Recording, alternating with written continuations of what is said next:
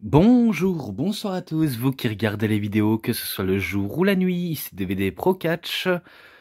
Maintenant, je me suis décidé, si vous avez vu le titre de la vidéo, vous connaissez la chanson, vous savez ce qui va arriver, donc laissez-moi vous présenter le DVD que j'ai à vous montrer, même si vous avez déjà vu la première image en cliquant cette vidéo. Oui, je l'ai enfin. Au moins encore un de 2011. Et peut-être, si jamais j'ai de la chance, je pourrais peut-être en trouver deux autres de 2011. Mais là, c'est Lockdown 2011, l'événement 100% cage de 2011, cité par Planet Catch. Et 17/20, Lockdown est un show qui restera dans les annales de la TNA Planet Catch. Donc ça, c'est leur avis sur ça. 3 heures de catch non-stop. Toujours sur MCS ma chaîne sport. Avec Sting, qu'on voit en image, Matt Hardy, Mr. Ken Anderson et Kurt Angle. Et au fond, c'est AJ qui éclate la poubelle sur Bully Ray. Et en plus, j'ai absolument raison, c'est AJ qui venait de faire son retour. Et là, ben... Bon, vous savez, en niveau de commentaires, vous savez bien que c'est Célian Varini et Grégory 10 qui commentent le DVD. Et pour les Américains, ben, c'est Taz et Mike Tenay. Et il dure environ 3 heures. Oui. Et pour le match bonus, ben, c'est un match à impact entre Sting contre Cold Blood Matt Hardy.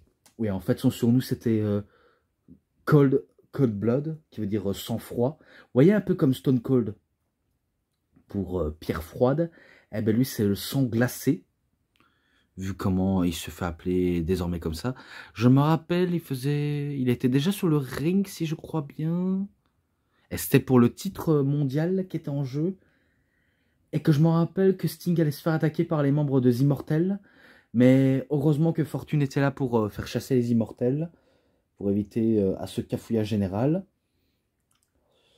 Mais entre-temps, ben, je me rappelle que Gunner donne un coup de barre de fer dans la jambe de Sting.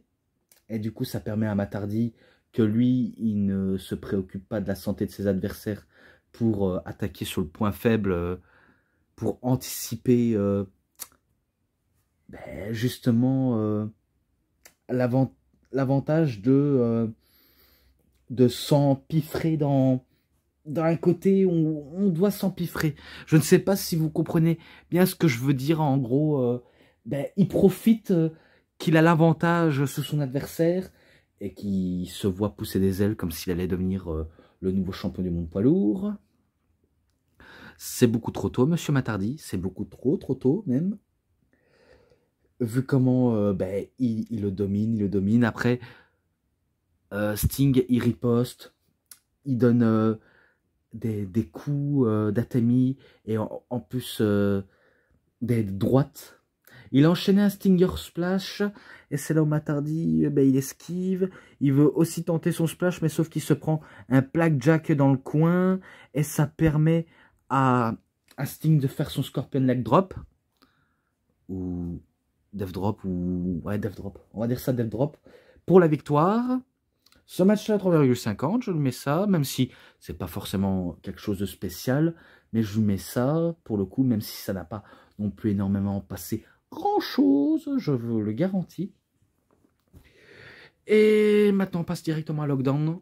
Oui, on passe directement au show décisivement, même si ça ne veut rien dire, mais je m'en fiche un petit peu. Alors...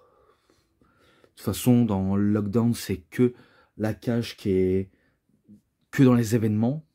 N'importe quel match, eh ben, la cage reste toujours sur place. À savoir et un fois tenir en tête.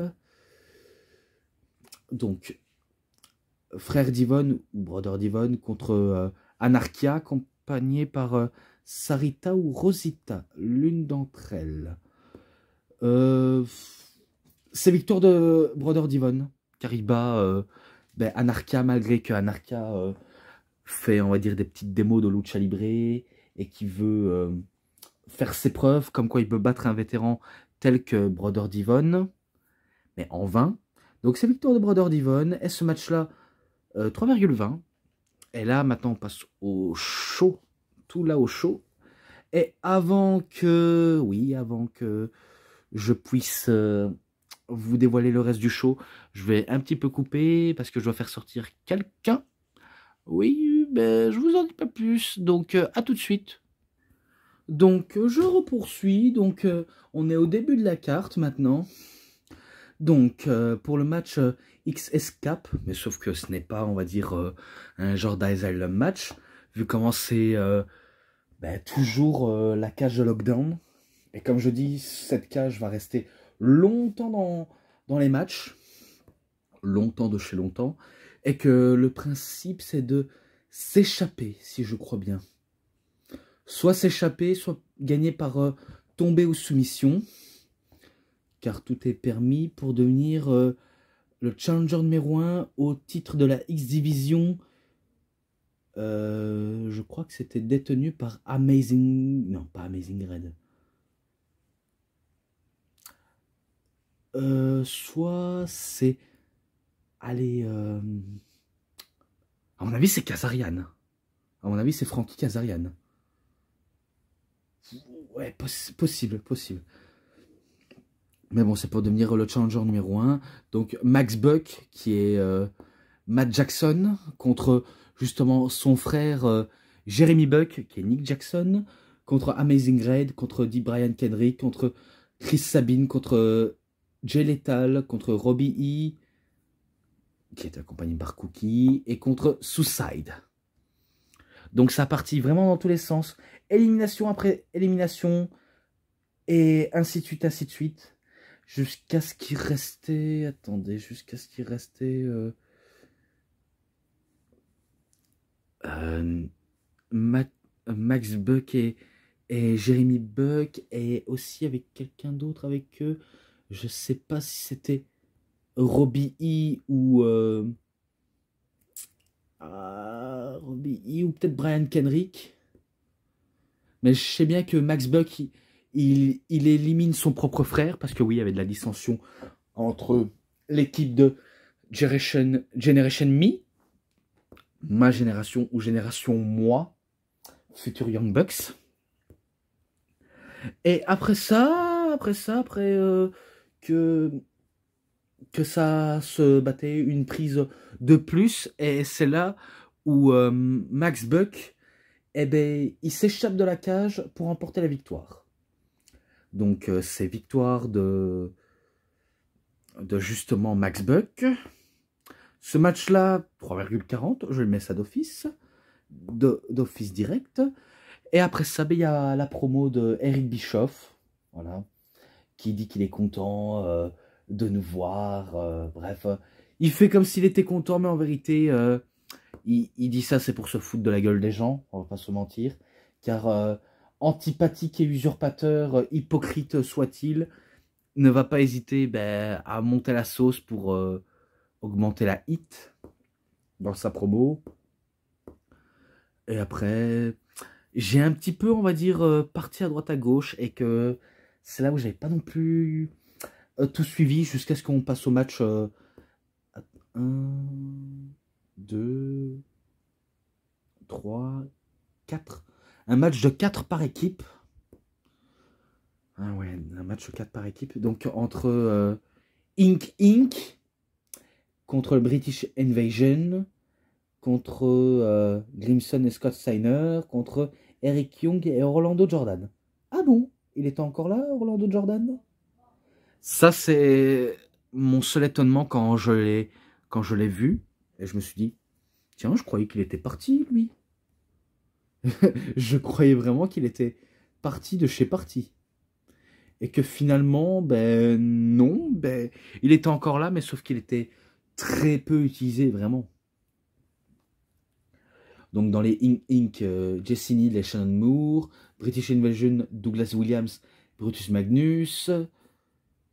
Et après, le reste, comme je l'ai déjà dit, je vous l'ai déjà cité. D'ailleurs, il faudrait que je remonte. Où est-ce qu'ils sont? Ah ben, ils sont là, j'ai pas besoin d'aller chercher plus loin. Oui, oui, oui, oui, oui. Alors c'est parti dans tous les sens. Je me rappelle que Eric Young a fait n'importe quoi.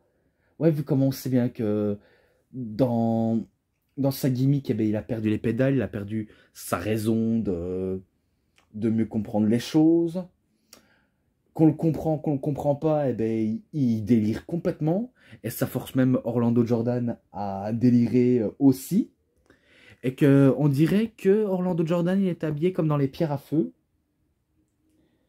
Et, et après ça, ben, il enlève le genre d'habit comme dans les pierres à feu. Et pareil pour Eric Young. Lui, je me rappelle, il a fait n'importe quoi. Même enlever son short en portant un boxer. Enfin, c'est même pas un boxer, c'est un slip kangourou. Mais avec la couleur du tigre. Donc, il s'est mis en calbar. Bref, pour nous montrer son magnifique slip de tigre. Et qu'il fait quelques petits relais acrobatiques.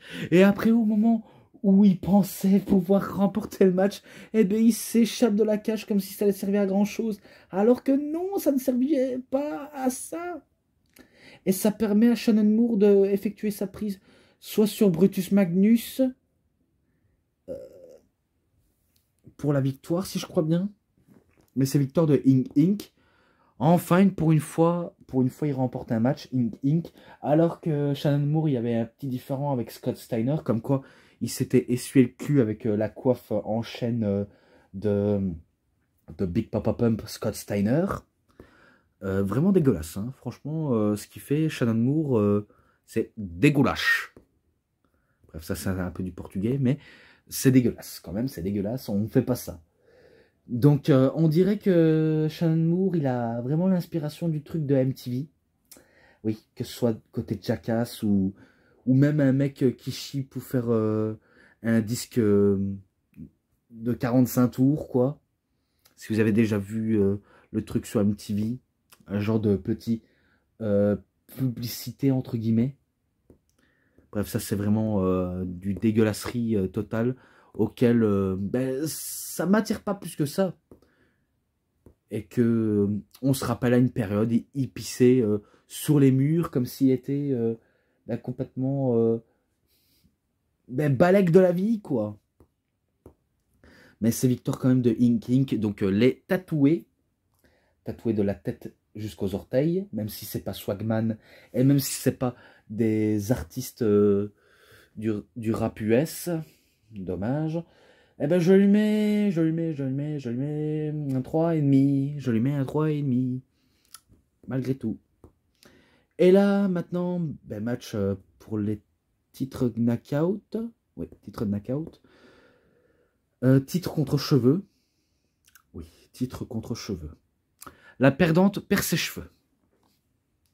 Il faut que je vise ce match, si jamais je le trouve. Est-ce que vous êtes là, mesdames? Est-ce que vous êtes là?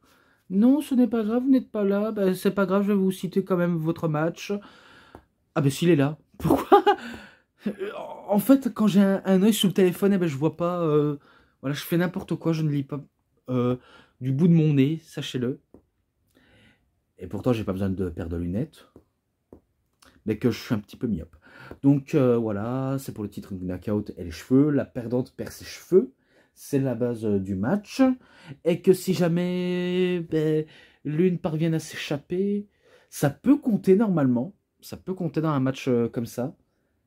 Même si entre Eric Young, c'est pas pareil. Mais il faut dire, il croyait vraiment qu'il allait remporter à ça. Eh bien, il s'est trompé, le pauvre. Et que après des échanges de prises et même des coups et de batailles de chiffonnières, parce que oui, sous le ring, c'est des batailles de chiffonnières, ça se battait, ça se tripait le chignon, jusqu'à ce que Mickie James soit elle fait un genre de kick retourné, ou alors sa DDT portée. Donc, c'est victoire de Mickie James, et qu'elle gagne le titre. Et par la même occasion, Madison Rayne va se faire couper les cheveux. Je pense qu'il y avait l'intervention des petits Fall People pour lui sauver la vie. J'ai l'impression, hein. j'en suis pas toujours sûr, mais j'ai presque l'impression qu'ils lui ont sauvé ses cheveux. Il faudrait que je regarde pour en être sûr, parce que faut dire, tellement que j'ai fait des allers-retours entre le salon et ma chambre, que j'en avais marre qu'on m'interrompait à chaque fois. Mais c'est pas grave, c'est victoire de Mickie James malgré tout. Ce match-là, 3,20, je mets ça, ça ne va pas changer. Et là, Samoa Joe contre The Pope d'Angelo Di Nero. Oui. Donc, une bataille entre deux différents catcheurs et différents gabarits en même temps. Et que Samoa Joe, je pense que c'était encore le niveau de la nation de violence, ou alors il est revenu au basique de la machine à soumission samoane. Et que The Pope, lui, il utilise beaucoup sa stratégie pour essayer de s'en sortir par la même occasion.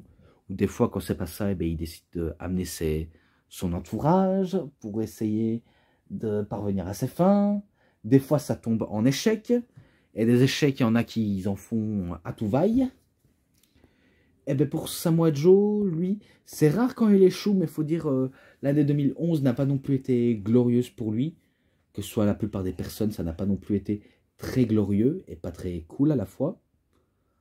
Parce qu'il y en a qui ont eu des problèmes, etc. Bref, vous comprenez. Vous me compreniez si jamais je dis ça. Et que, malgré que Di Nero voulait faire sa Di Nero Experience, donc le genre de running sur le dos de son adversaire, les deux genoux qui arrivent directement derrière la tête, eh ben, il se fait contrer, ça permet à Samoa Joe de faire son coquina clutch pour la victoire. Donc il décide de faire abandonner d'Angelo Di Nero. Voilà. Et ben ce match-là, 3,50, j'ai apprécié, je lui mets ça. Et là, ben encore un match on va dire, de différents, si différents même, très différents.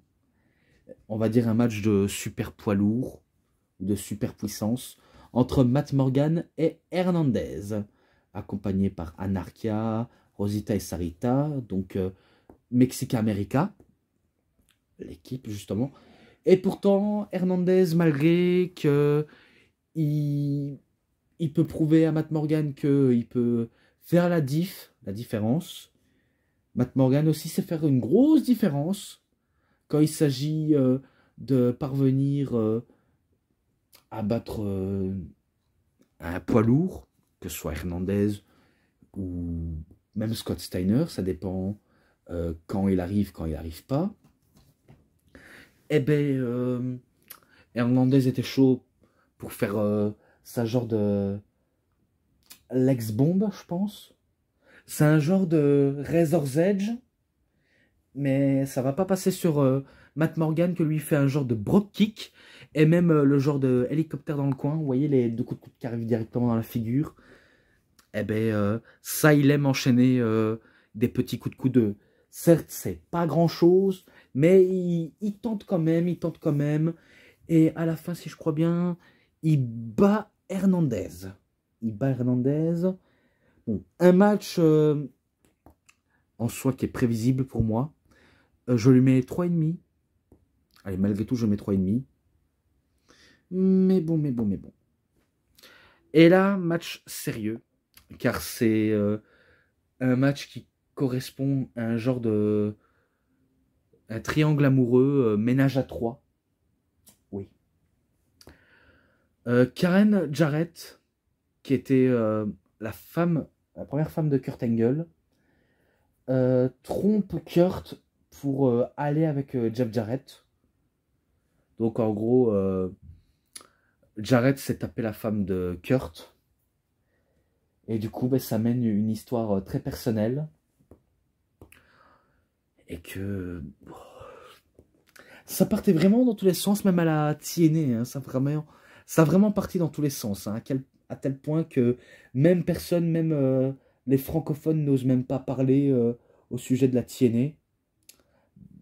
Par exemple, le lot de malheur qu'il y a eu à la TNA, j'en ai vu, personne n'en parlait. Si j'aurais voulu parler, ben, ce serait, on va dire, un vidéo hors sujet et que je dois prendre des images pour que vous compreniez. Et que ça, c'est pas trop non plus ce que je dois en faire parce que après, on me taperait sur les doigts. Sachez-le, on me taperait sur les doigts. Et qu'après, on me dira, non, tu expliques mal les choses, c'est pas comme ça ce qui s'est passé. Tu dis n'importe quoi, c'est n'importe quoi ce que tu fais. Donc ça sert à rien. Donc j'aimerais pas qu'on me dise des choses comme ça. Après, si ça vous convient pas, ben, tant pis pour vous si vous n'arrivez pas à vous accrocher. Car j'essaie à tout prix de vous faire apprécier ce que j'aime faire, même si c'est pas forcément en toute priorité. En gros, ben, c'est tout ce que j'ai dit, un match très personnel entre les deux hommes, et c'était Ultra Male Rules, donc un match 2 ou 3 chutes, que ce soit, je crois que celui qui a marqué un point, c'était Kurt Angle en faisant soumettre avec un ankle lock. Et après, parce qu'il s'est passé tellement de choses, je me rappelle que presque au niveau de la fin, mais je me rappelle que Jeff Jarrett avait tiré la grenouillère pour remporter la victoire. Donc ça fait un partout, balle au centre. Et que le meilleur qui gagne, soit il remporte le match en faisant le tomber, soit par soumission, ou alors en s'échappant de la cage. Et ce sera, on va dire, dernière de chez dernière, quoi. Et que je me rappelle que Jeff Jarrett, il a pissé le sang. Il a vraiment pissé le sang. Et que Kurt Angle, si je crois bien, il avait pris la clé, il a mis sous son slip de sa grenouillère. Et il a commencé à mitrailler Jeff Jarrett. Mitrailler. Jusqu'à aller même dans les cordes.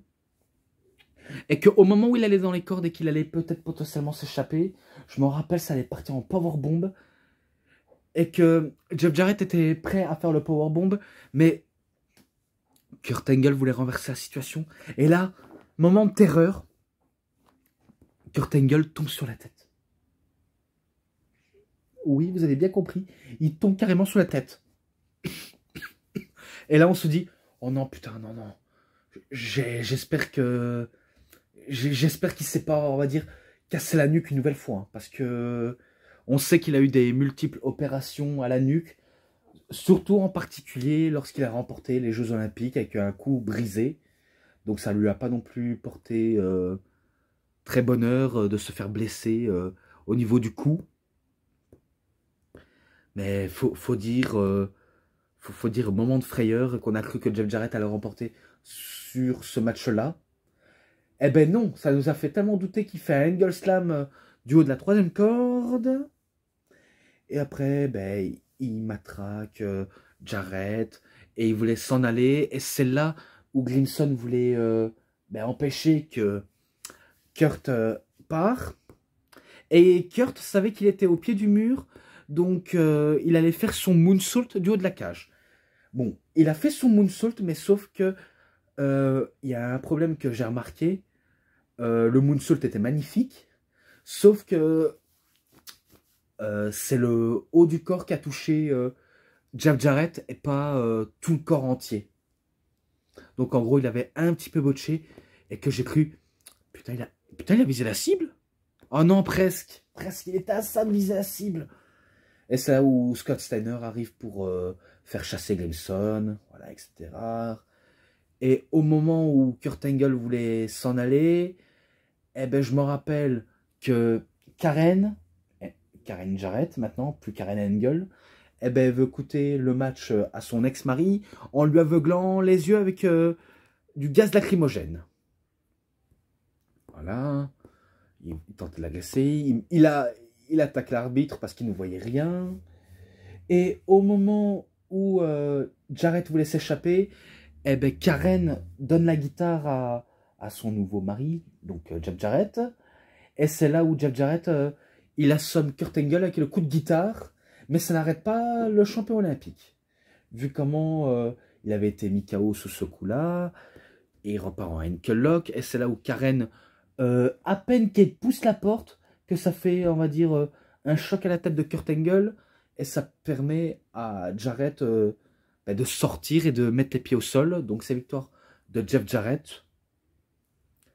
En tout cas, je sais pas combien de fois ils se sont affrontés, Angle et Jarrett. Mais à mon avis, je pense que Kurt Angle, c'est rare qu'il bat Jeff Jarrett. Hein. Tellement que Jarrett a tellement le dessus sur lui. Vraiment, c'est vraiment du up and bar. Hein. Et que je vise même pas le match là.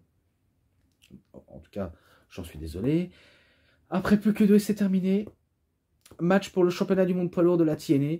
Sting contre Mr. Ken Anderson contre Rob Van Dam. Alors la question, est-ce que Rob Van Dam ou Mr. Anderson allaient rejoindre la faction de Hulk Hogan, les Immortels? Car Hulk Hogan avait posé des ultimatums à l'un et pour l'autre, que celui qui le rejoindrait deviendrait potentiellement champion à l'avenir ou quelque chose comme ça. Et que je sais bien que Rob Van Dam était presque tenté de tenter le coup, mais sauf que ça va pas, on va dire, se passer comme prévu. Anderson, lui, décide pas de rejoindre les Immortels, car lui, c'est un loup solitaire, c'est un trou-duc. Voilà, c'est un trou-duc qui ne suit les règles de personne, il veut pas être dicté à l'ordre. Tandis que Sting, ben, il n'a pas toujours non plus été bienveillant non plus, le Stinger. Et pourtant, il tient quand même la cadence de résister à la tentation. Ce qui n'arrive pas très souvent. Je m'en rappelle un double Scorpion Death Drop, un double Might Shake, et si je crois bien, un 5-star Frog Splash sur Mr. Anderson. Et après, c'est là où la musique de Hulk Hogan retentit, alors que Sting était au sol, après un coup de pied de karaté de la part de Rob Van Dam. C'est là où Hulk Hogan avait la barre de fer entre les mains, donc là, il a la barre de fer dans les mains, et qui comptait le donner à Rob Van Dam pour qu'il il fasse le choix. Sauf que Rob Van Dam, il prend la barre de fer et il le jette, l'air de dire non, je ne vais pas rejoindre les Immortels. Et pourtant, Mr. Anderson prend la barre de fer en douce et qui se fait frapper par Anderson. Enfin, il se fait frapper par Anderson. Et Anderson n'a pas capté que Sting était derrière lui, donc il fait un Scorpion Death Drop. Et c'est victoire de Stinger. Ce match-là... Alors, pareil pour Jarrett et Kurt Angle, je ne sais pas si je l'ai noté. Je le mets 3,60 et là 3,50. Et là, maintenant, on arrive au pinacle du main event. On arrive vraiment à là. Fortune contre les Immortels. Donc, The Little Lockdown Match. Et le premier à avoir commencé, c'était Frankie Kazarian, qui a commencé face à Abyss. Après, il y avait Matt Hardy qui a commencé. Après Matt Hardy, Christopher Daniels. Après Christopher Daniels, Ric Flair, parce que Ric Flair fait partie dans le match. Après Ric Flair, il y avait le Cowboy James Storm. Et après le Cowboy James Storm, Bully Ray. Après Bully Ray, Bobby ou Robert Roode. Donc n'importe quel des deux. Je me rappelle que lorsque Ric Flair était à genoux, eh ben, il fait comme s'il avait rien dans les mains. En fait, il avait une lame tranchante à sa possession. Tandis que James Storm, lui, avait une bouteille de bière à la main. Et il lui fait un doigt d'honneur au passage en lui jetant la bouteille de bière dans la gueule de Ric Flair. Et le pauvre, il va bien saigner de la tête. Car il va se vider de son sang, Ric Flair, tellement que c'est un peu dégueulasse. C'est vraiment dégueulasse à voir tout le sang qui sort de sa tête. Et que ça se voit qu'il ressemblait un peu plus à rien, Ric Flair, malgré son âge avancé. Et après, on lui déchire le pantalon. Voilà, on a failli presque le mettre à poil. Et au moment où Ric Flair pensait qu'il allait s'échapper, eh ben James Storm, eh ben, il lui tire le pantalon et on a vu le cul de Ric Flair. Donc, cul nu. Donc, il était l'effet salaire. Et je me rappelle quand il y avait les genres de petits stories, quand il y a des gros mots, on les censure. Quand il y a des doigts d'honneur, on ne censure pas. Et quand c'est un truc qui mérite pas d'être montré à la télé, on ne censure pas, comme montrer son cul. Eh ben, on ne censure pas ça. Ça, c'est quand même étrange qu'ils n'ont pas fait. Bon, après ça, ils dégainent les objets et qu'ils font « Beer, money !» Money, beer. Donc, bière, argent, argent, bière. Et au moment, attendez, au moment où Immortal allait dominer pour peut-être remporter la victoire, je me rappelle, c'était tabassage à tabac, tabassage à tabac. Même il y avait Christopher Daniels et Matt Hardy qui étaient sous le toit du Lethal Lockdown. Et que, pareil, Christopher Daniels a failli se suicider en direct devant des téléspectateurs et peut-être les spectateurs sur place, qui en voulaient plus de la violence, vraiment, et qui s'est jeté sur Abyss et Matt Hardy, parce que Matt Hardy était descendu. Et du coup, ça continue, le monde continue autour du ring, objets, armes, bref, tout se passe dans tous les sens du terme, jusqu'à ce que, au moment où Immortal dominait face à Fortune, c'est là où AJ Styles arrive, il allume Brother Bully Ray, ou Bully Ray seulement, il allume Bully Ray en le faisant passer à travers la cage, et au moment où Ric Flair voulait choper la tête de son ancien protégé, son ancien mentor, enfin son ancien mentor, non c'est Ric Flair le mentor, ouais, le mentor de AJ Styles. Donc son ancien protégé, on va dire ça comme ça, eh ben il se fait attraper par, je crois, par James Storm ou par Kazarian. Et c'est là où James Storm fait son last call. En gros, un genre de super kick à la manière de Shawn Michaels. Il faut dire que c'est un peu du plagiat envers Shawn Michaels. Et après ça, si je crois bien, Robert Roode, il fait une clé de bras. Il fait une clé de bras pour forcer Ric Flair à abandonner. Bien sûr, Ric Flair, il va abandonner pour son équipe. Et après ça, comme j'ai dit, ben, AJ Styles, il prend une poubelle et il allume Bully Ray. Et c'est Fortune qui domine le match et il remporte la victoire. Alors ce match-là, j'ai quand même apprécié, malgré que c'était trop rapide. J'ai trouvé ça trop rapide, mais j'ai bien apprécié. Je lui mets 3,70, donc 3,70 d'office, je lui mets ça. Et que le reste, ben, j'espère avoir mis les notes de manière respectivement.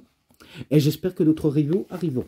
Donc voilà, j'en ai tout dit sur les matchs. Maintenant, les matchs, un petit bonus. Sainement promo et l'ensemble.